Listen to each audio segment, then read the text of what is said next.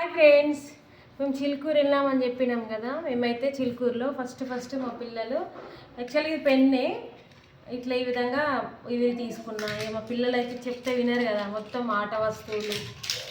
ఇంకొకటి ఇది అక్కడైతే బాగా నచ్చింది ఏంటంటే ఇది ఒక రోలు. అసలు ఇది ఎట్లా వాడడం అంటే ఆయన షాప్ అతను అన్నాడు, ఏదో రైస్ నానబెట్టి వేసి ఫస్ట్ అన్న తర్వాత క్లీన్ చేసుకోవడం అని చెప్పిండు. ఇదొకటి. నెక్స్ట్ ఎక్కడ మా సార్ అయితే తీసుకున్నాను అంటే అసలు ఇది నేను చూడండి వాళ్ళు ఇంటికి వచ్చిన తర్వాత చూస్తున్నా. నాకు బాగా నచ్చిందంటే లలిత సహస్రనామాల బుక్ ఒకటి. ఇంకొకటి చెప్పాలంటే ఒక్కసారి చూడండి, దీంతో మనం రోజ్ కేకులు చేసుకుంటాం కదా, మీరేమంటారో తెలీదు. ఇది ఒకటి. నెక్స్ట్ వచ్చేసి ఇది చూడండి, గజ్జెలు ఏమంటారు, గజ్జెలు మీరేమంటారో.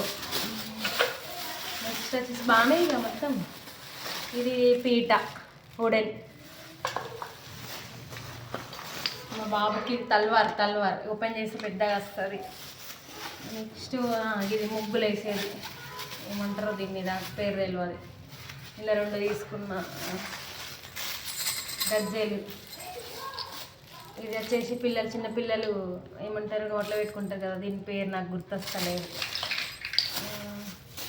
ఇంకా తినడానికి జాంపళ్ళు. ఇంకొకటి మా బాబుది ఇది. నానే అసలు చూడడానికి ఏం తీసుకోలేదు అనుకున్నా. కీ చైన్స్, వెంకటేశ్వర నామాలు. నెక్స్ట్ వచ్చేసి మసాలా హనుమాన్ చాలీసా, జామకాయలు.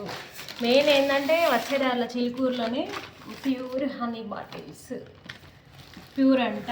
ఒకటేమో వాముదా. నెక్స్ట్ వచ్చేసి ఇంకొకటి ఏదో ఫ్లేవర్స్తో ఉన్నాయి. ఒకటి వాముది, ఒకటేమో వైల్డ్ హనీ అని చెప్పి ఒక 3 బాటిల్స్ తీసుకున్నాం.